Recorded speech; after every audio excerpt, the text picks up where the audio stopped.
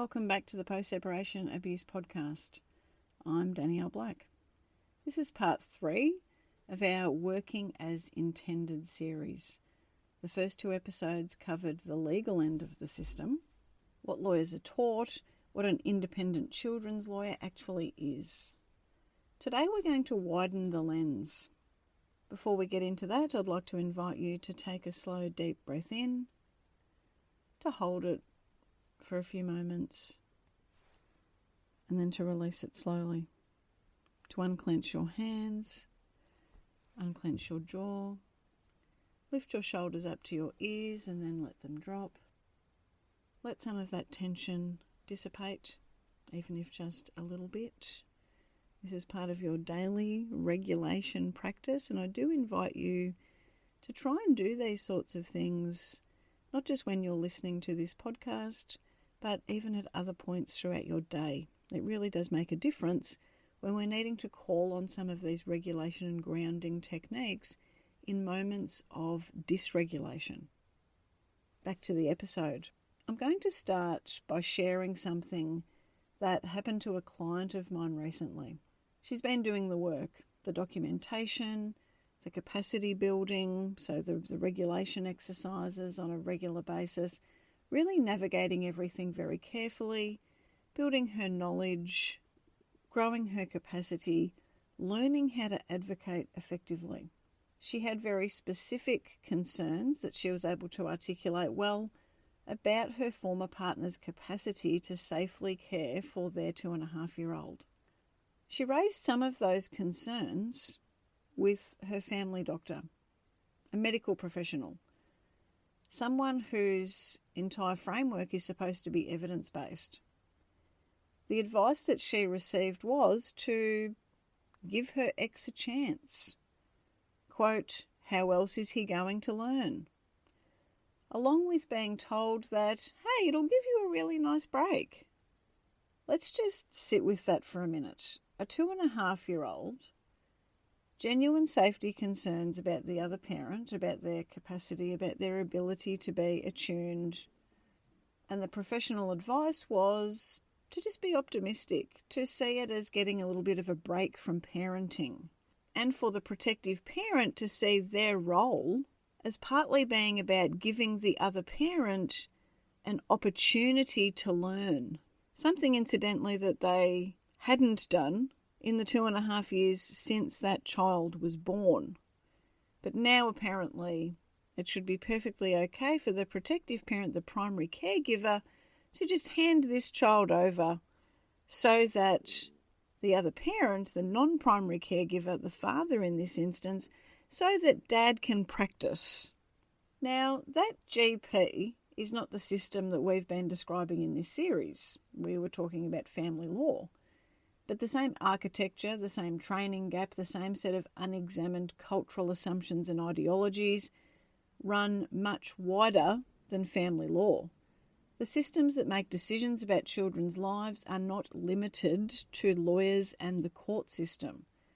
They include the doctors, the coaches, the mediators, the family therapists, the parenting program facilitators, an entire industry that has built itself around the language of being, quote, child-focused, without being required to know what that actually means. This episode is about that industry. Let's start with the 2 words at the centre of it. Child-focused. Those 2 words appear on the website of virtually every practitioner program and service in the post-separation space. Every family lawyer, mediator, family dispute resolution practitioner, divorce coach, parenting coordinator, every family therapist working in this area, every ICL, child-focused, in the best interest of the children, child-centered practice, prioritising children's needs, keeping children at the heart of the process. The language is everywhere. And everyone using that language should really be asked the question, what does the research say about children's attachment needs post-separation, and how does that inform your practice? That is the question that all of the people working in this space should be asked. I'll say it again. What does the research say about children's attachment needs post-separation? And how does that specifically inform your practice? Now, there are various possible responses to that question, and they tell you everything that you need to know. The first response is specific. It references attachment theory. It can mention the hierarchy of attachment relationships and why that hierarchy matters for parenting arrangements. It might reference the research on overnight care for babies and toddlers, or the work on children's stress response systems under sustained conflict, or what the developmental literature says about the difference between a parent being involved and a parent being a primary attachment figure. It names researchers or frameworks or specific findings, and it's the response of someone who has actually read the research and integrated it into how they work, into how they think, into how they approach the families that they support, into how they think about children and children's needs. Then there are the responses that use values-based language and ideological platitudes. Things like children need both parents in their lives. Children need to see their parents communicating respectfully. Children need to be protected from conflict. Children need to feel loved by both parents. Now, all of that is true in the way that humans need food and water is true. It's not wrong, but it's also not research. It's also not evidence-based. It's the cultural assumption that precedes the research, dressed up in professional language that sounds nice on the surface, and the professionals who reach for it, often genuinely well-intentioned, genuinely caring people, they're reaching for that language because they don't have the specific knowledge to reach for anything else, to reach for anything more precise, and that gap matters. Because your children's nervous systems are not served by good intentions. They are served by accurate, research-grounded decisions made by people who actually understand what children need. Any practitioner who cannot answer that question specifically, who responds with values language rather than an understanding of the developmental science, does not have the knowledge base to be making decisions about what's best for your children. They do not have the knowledge base to be making decisions about your children's lives, regardless of their credentials, their title, or how many times they use the words child-focused in their speech or on their website. If you've been listening to parts 1 and 2 of this Working as Intended series, you already know that Australian lawyers complete their mandatory training without ever being required to study family law, child development, attachment science, or family violence. That training gap does not disappear if a lawyer later decides to change careers. For example, when a family lawyer decides to become a divorce coach, they bring their legal knowledge to the coaching context. When a family lawyer becomes a mediator, they bring their legal knowledge into a mediation context. When a family lawyer becomes a family dispute resolution practitioner, they bring their legal knowledge into a dispute resolution context. Now, none of that is inherently a problem. Legal knowledge can be genuinely valuable in all of those roles. The problem is when the legal knowledge is the whole of it, when the practitioner has not done the additional work of building genuine competence in child development, attachment theory, trauma-informed practice, and the nuances of coercive control. And when they describe themselves as child-focused without having that important foundation. Mediation is a specific area worth naming here. Family dispute resolution practitioners are accredited in Australia under the Family Dispute Resolution Practitioner Framework. That accreditation has genuine requirements: training in dispute resolution process, communication skills, and screening for family violence. It's certainly not nothing, but it's focused on a process that occurs between adults, on facilitating communication, on reaching agreement. A mediator can be fully accredited and have no more understanding of attachment science than the average person. And yet mediators are sitting in rooms facilitating agreements about children's lives, agreements that will shape those children's developmental trajectories often without any requirement to understand what children actually need from those arrangements and whether their needs are going to be served by the arrangements that are being discussed and agreed upon in that mediation setting. The words, quote, child-focused and, quote, best interests of the children are used in mediation rooms constantly. And we should be asking mediators what those words actually mean from a developmental science perspective and really pay attention to what comes back. The broader point here is that a professional mediation credential tells you what someone is trained to do with adults in conflict, but it tells you almost nothing about what they know about children. Those are different things and they require different knowledge. Let's now walk through a little bit more of the post-separation industry landscape because honestly, there's a lot of it and not all of it is anything like what it claims to be. Let's talk about coaching. Coaching is an unregulated industry in Australia. Anyone can call themselves a coach. There's no mandatory qualification, no minimum training standard, no regulatory body with any meaningful teeth. This creates enormous variation in quality, from the genuinely skilled research-informed practitioners to people who maybe complete a weekend certification at best and then set up a website. The certification programs that produce divorce and separation coaches vary dramatically in content and rigour. Many are built on general life coaching frameworks, positive psychology, goal-setting methodology, communication skills, and apply those to a separation context. Now, these frameworks can have value in certain circumstances, but they are not adequate preparation for working with a protective parent who's navigating coercive control, a high-conflict former partner with sophisticated image management, a family law system that's consistently misidentifying the dynamics, and children whose developmental needs are at stake. A divorce and separation coaching certification program that does not include substantive child development attachment theory, trauma-informed practice and coercive control content is primarily a commercial product. It might produce competent generalist coaches. It will not produce practitioners equipped to work safely and effectively in this specific post-separation space, especially when we're talking about supporting parents who are trying to understand what is best for their children after separation. There's also growing pressures from some areas of the coaching space to formally regulate and accredit the coaching industry, specifically the separation and divorce coaching industry.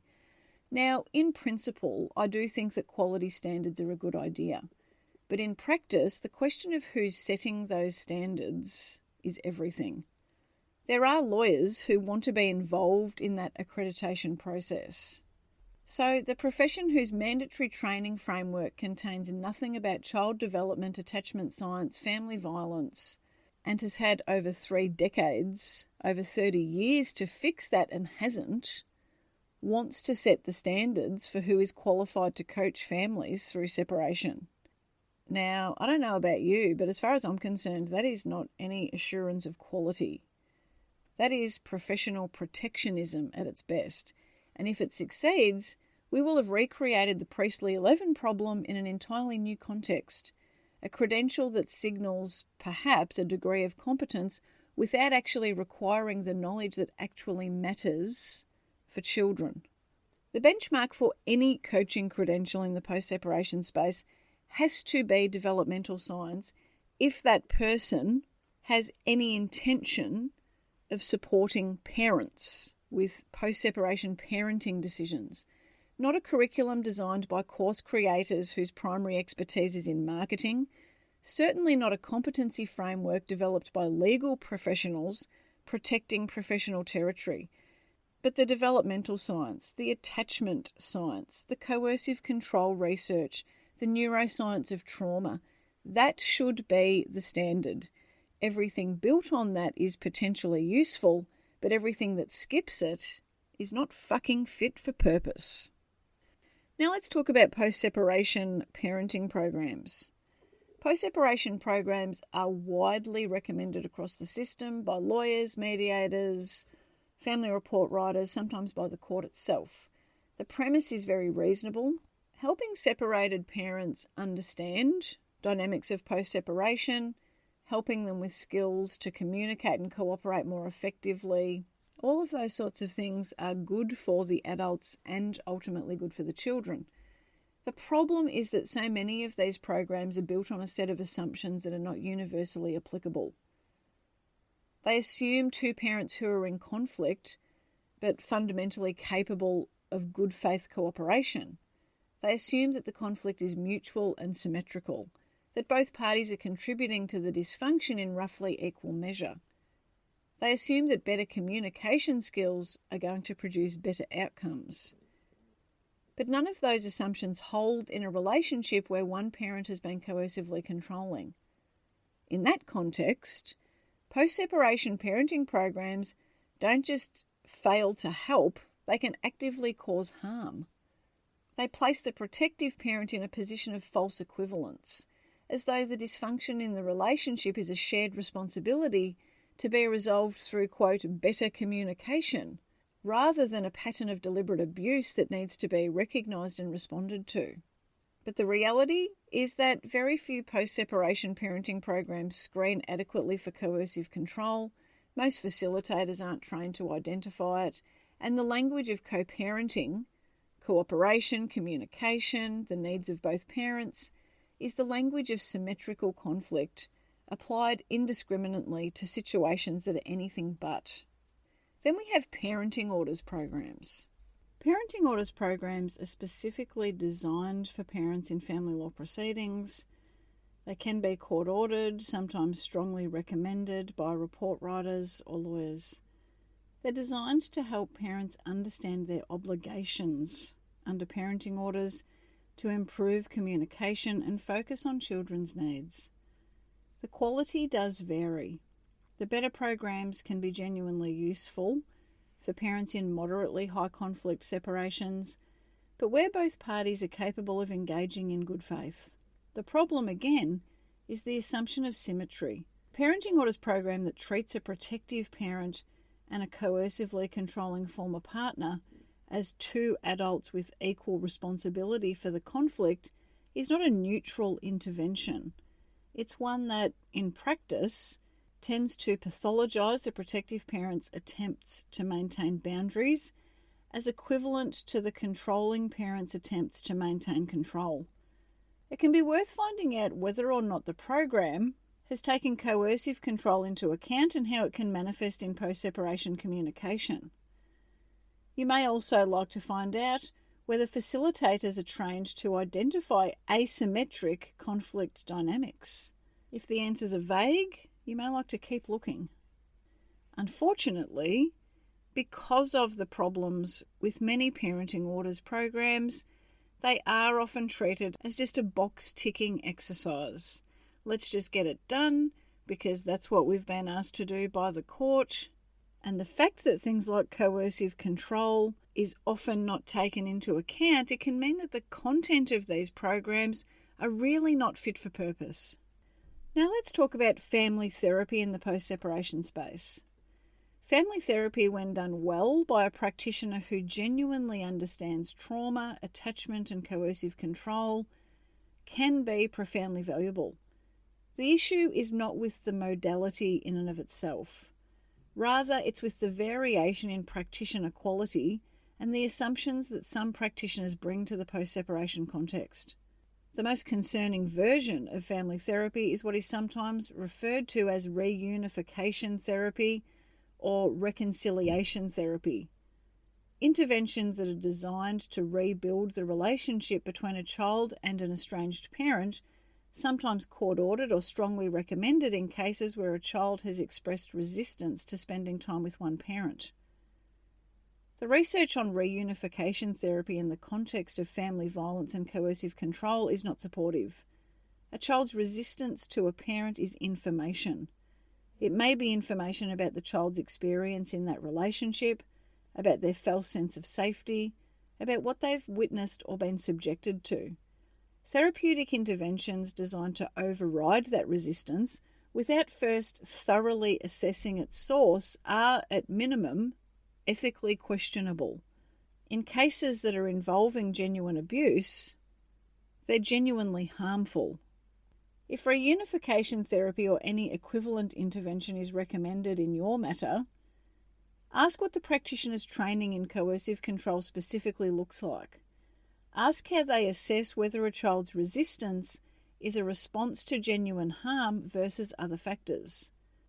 Ask what their framework is for working with children who have been exposed to family violence. And take their answers to a practitioner that you trust for a second opinion. Any therapeutic intervention designed to reconcile a child with a parent they are resisting without a thorough, coercive control-informed assessment of the child's experience in that relationship is ethically problematic and potentially harmful. And unfortunately, there are many bad actors in this space. I have had clients come to me with all kinds of horror stories about therapists who practice quote-unquote reunification. Yes, even in Australia, including forcibly restraining children, irrespective of the level of distress of the child. Yes, physically restraining and attempting to force a child into a situation with a parent that they are actively resisting. In my view, that is not therapy, that is abuse. Now on to the, quote, child-focused professional development circuit. There is a whole professional development ecosystem in Australia built around family law. Conferences, seminars, CPD events, attended by lawyers, mediators, report writers, family consultants, all the important players. These events can do important work in some areas. They are also where professional culture is transmitted, where assumptions can be reinforced, and where the ideology of contact, of a meaningful relationship with both parents, an unexamined presumption that children benefit from significant time with both parents, is often rehearsed year after year. The language at these events is consistently child-focused. The best interests of the children is the frame through which every discussion is conducted, and the practitioners who attend them can leave feeling very affirmed in their professional values, without necessarily having engaged with a single piece of current developmental research that might challenge the framework that they brought in with them. This is how professional culture reproduces itself. The confirmation bias, not through malice, but through the comfortable circulation of shared assumptions and ideologies among people who are never required to test those assumptions or ideologies against the evidence. Now, report writers are likely going to be covered in other episodes, standalone episodes, because the reality is that I really don't think we can look at them as just one more practitioner in the post-separation ecosystem that we've been discussing here. Rather, they really do serve quite a significant load-bearing role for the entire system's claim of being child-focused. Now, what I mean by that is that part of why lawyers don't have child development training and likely don't think that it's necessary is because that's what the report writer is supposed to be bringing. The independent children's lawyer likely doesn't think that they need to know anything about attachment, because the report writer should be providing that knowledge, insight, and expertise. Every other role in this system that doesn't require developmental science as a mandatory foundation has, in effect, outsourced that requirement to the family report writer or single expert witness. And with that being the architecture, then the question of what family report writers are actually trained to understand is really not just a simple knowledge audit. Rather, this is a question, a load-bearing question, for whether or not the family law system can credibly claim at any level to be making decisions genuinely based on children's needs, on their age and developmental needs, on their attachment needs. Family report writers in Australia are typically social workers or psychologists with experience in family law contexts. They're appointed by the court or in some matters engaged privately to interview the parents and the children, depending on the ages of the children, to observe interactions between parents and children, to review documents, and then to produce a report containing insights and recommendations about parenting arrangements. Their reports can carry significant evidentiary weight. In many matters, the report writer's recommendations can effectively determine the interim arrangements that will stand for however long it takes to reach final trial, which in many cases, unfortunately, can be years.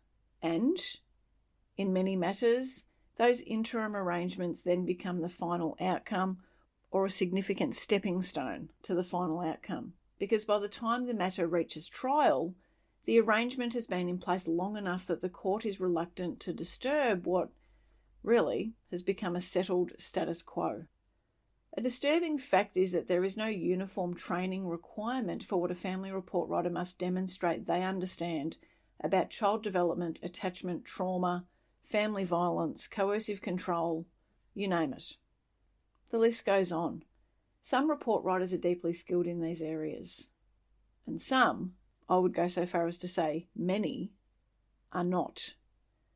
And there is no robust mechanism for distinguishing one from the other before the report has been written and acted upon. So, what can incompetence look like in practice when we're talking about family report writers? I'll give you an example. Now, this example has been generalised, and I'd love to say that this has only happened to one of my clients, but unfortunately that's not the case. Various versions of what I'm about to share with you has happened to many of my clients. It starts with children showing significant dysregulation after spending time with the non-primary caregiver. Sleep disturbances, startle responses, hypervigilant behaviour. Therapists, psychologists who engage with these children over a period of time, so separate to the report writer, often describe these behaviours in the children as trauma responses. But when we come to the family report writer's interpretation, we're talking about someone who's had one brief conversation with each parent, and one brief observation session of each parent with the children, and yet we can still end up with family report writers who think that they know far better than therapists, psychologists, social workers who have been engaged with families, with children for months, sometimes years, and instead describe a situation where instead of it being a trauma response from children, oh no, rather it's that the children actually need more time with the non-primary parent. They're actually grieving a lack of relationship with the non-primary parent, and that's what's behind the hypervigilance, the dysregulation, the sleep disturbances, and so on. Now, a report writer coming to that conclusion, a vastly different conclusion than a practitioner who's been working with a family with children for a particular period of time, we're not just talking about a difference of clinical opinion here. Hypervigilance is a documented trauma response with specific markers: somatic, behavioural, regulatory. Grief in children is something else entirely, with different markers, different timelines, different presentations across developmental stages. And any practitioner with foundational training in child development and trauma should be able to distinguish them. Confusing the two is not nuance. It does raise a significant concern that the foundational training is not there. And again, for a report writer to completely dismiss the views of another trained practitioner who has been working with a particular family, with particular children for an extended period of time, for a report writer to just dismiss that out of hand and think that they know better, that is a huge red flag. But in this example, which again is a conglomeration, bundling up, generalisation of what has come back to me from many clients, so this is not just one specific example. but rather something that has occurred far too often.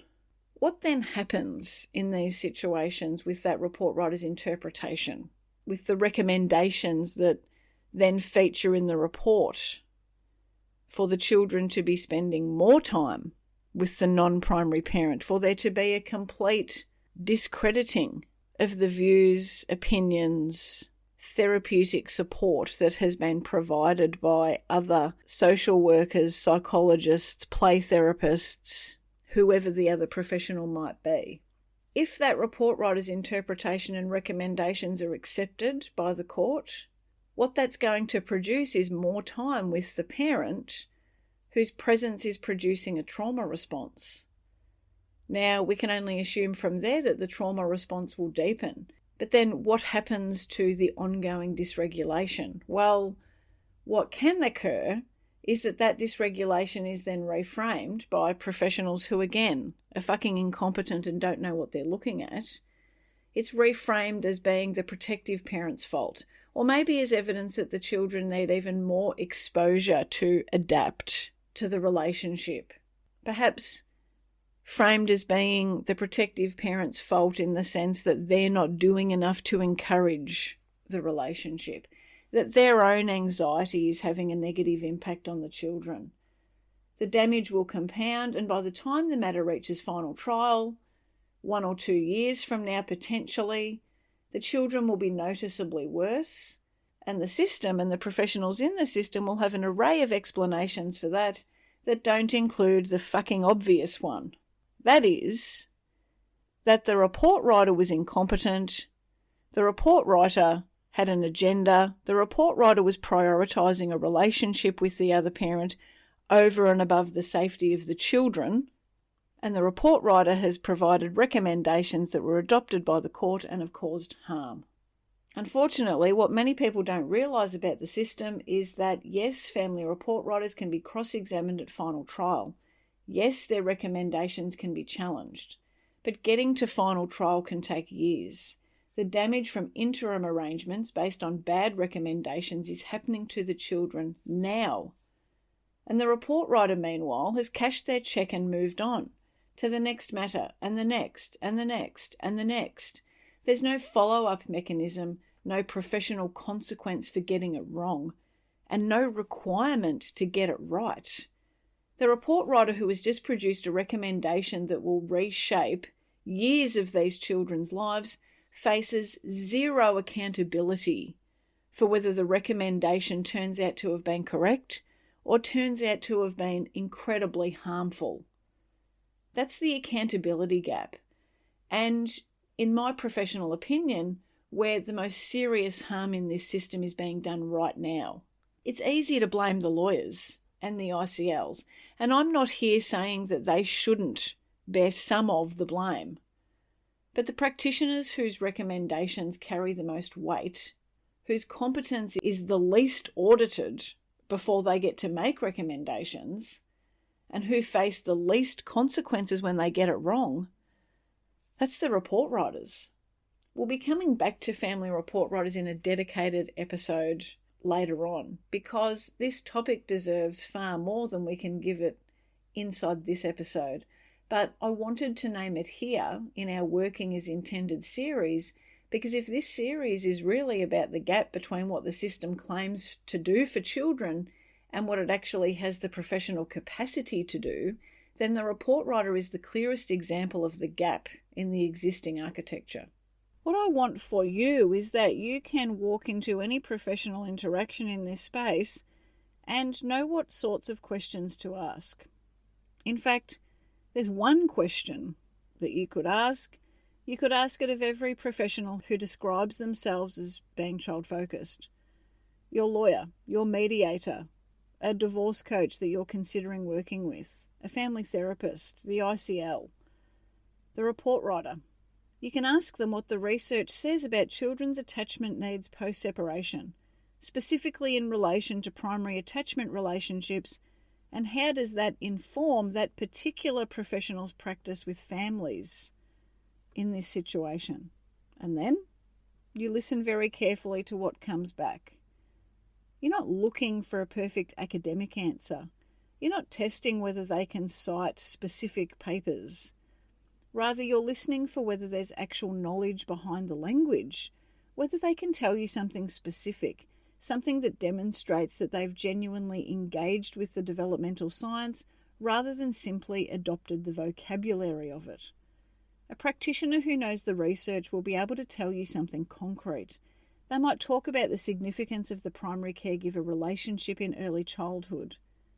They might mention the research on overnight arrangements for children under 4 years of age. They might reference what we know about children's stress response systems under sustained conflict. They might talk about the difference between a parent being present and a parent being a primary attachment figure. They will have something specific to say if the knowledge is there. A practitioner who doesn't know the research, who doesn't know the science, will give you values language, platitudes, both parents, stability, conflict, communication, meaningful relationships. Again, as we've covered, all of that's true in the abstract, but none of it's specific enough and none of it's grounded in the developmental science that should be the foundation of the decisions made about and for your children. A practitioner who responds to the question with specific research-grounded content, who can tell you something concrete about attachment science and how it informs their work, is often worth your time and your trust. That should be the standard. And importantly, this question is not a trap. It's an invitation. The practitioners who know the research will welcome it. The practitioners who don't will reach for the values, language, and the platitudes. That distinction could be one of the most important pieces of information that you can gather about a professional before you trust them with the rest of your story and your children's story. I want to be clear about what I'm advocating for here because sometimes I think it can maybe be misread. I'm not saying that a lawyer could never become a good divorce coach. I'm not saying that mediation is necessarily going to be harmful for you and your situation. It can genuinely be helpful in the right circumstances. I'm not saying that post-separation programs are useless. I'm not saying that the practitioners who don't know the research are bad people. Most of them are not bad people. Most of them are good people with good intentions.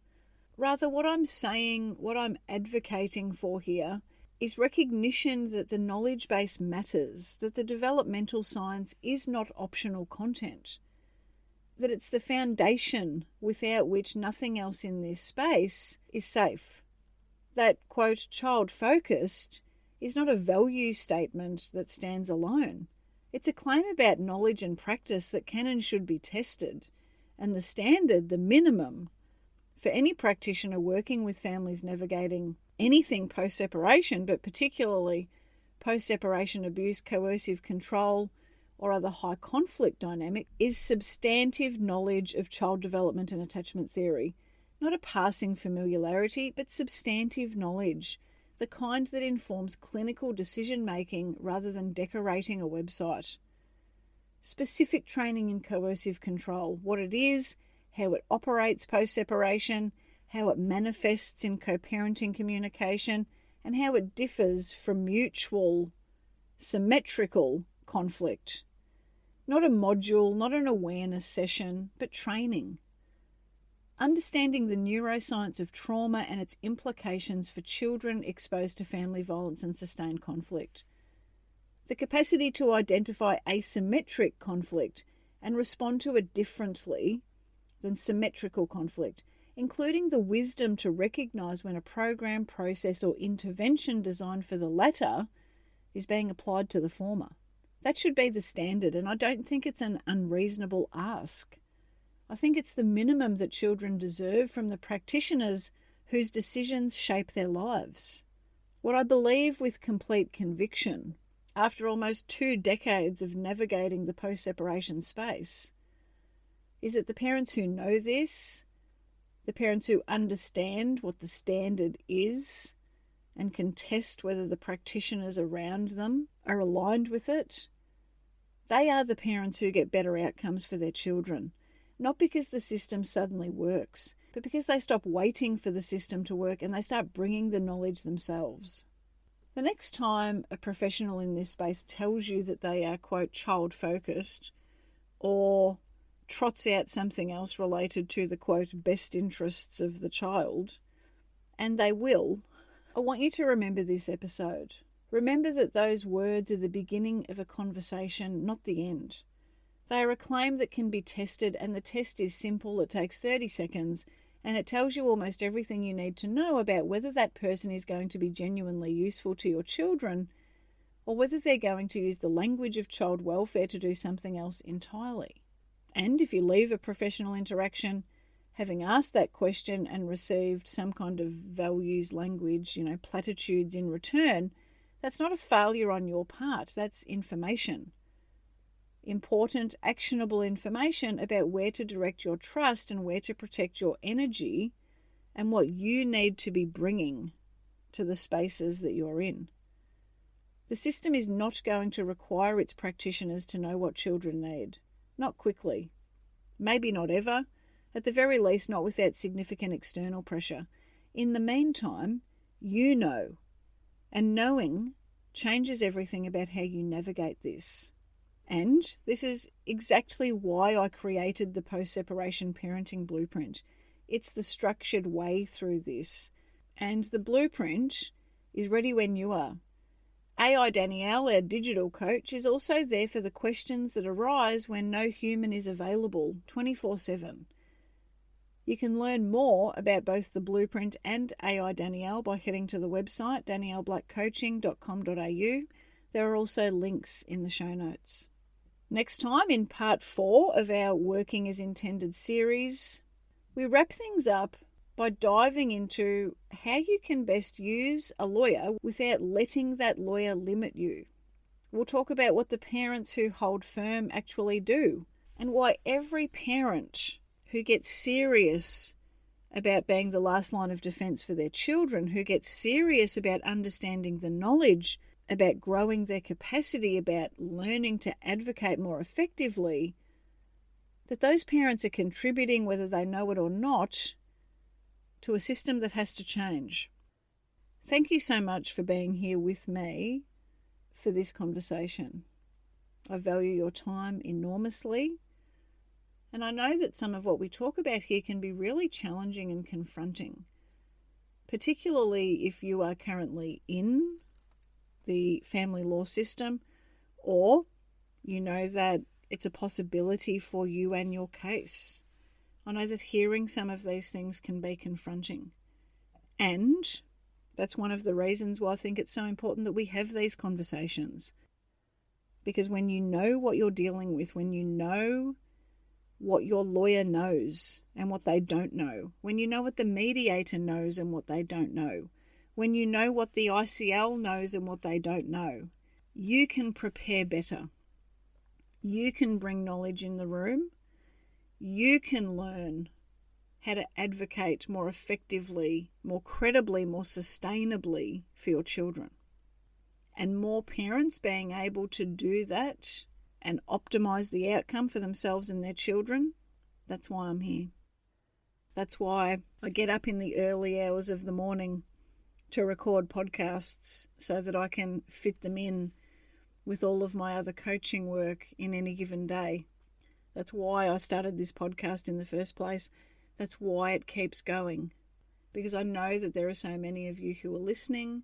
I know that there are so many of you who, whilst you don't like the fact that you need to do this work or that it's necessary, you're willing to do it. You're willing to do the work, and I want you to know that you're not alone. You're not alone. I see you. I appreciate you. I value you. Everything that you're doing matters. It matters enormously. And you matter. Please know how much you matter. I look forward to chatting with you again soon. There's a moment where the noise stops landing, where the chaos loses its hold. That's it for today's episode of the Post-Separation Abuse Podcast. If you found this helpful, you'll love the post-separation parenting blueprint, the foundation of everything that my team and I teach, now available to all protective parents. Whether you work with us one-on-one or navigate your journey independently, the blueprint is where everyone starts. Whether you're thinking about separating, in the early stages of separation, wanting to avoid your kids being trapped with unsafe or inappropriate care arrangements, or perhaps needing to challenge and change current arrangements, and even if you're currently in the court system for parenting matters. I created the blueprint because the journey of being a change maker and a cycle breaker can't be done alone, and the blueprint is the one post-separation parenting resource that gets it right. Child development, safety and well-being put first, with the evidence to back it up. The blueprint gives you the same strategic frameworks that my team and I use in private one-on-one coaching, and it's available on an online platform for you to access whenever and wherever you need.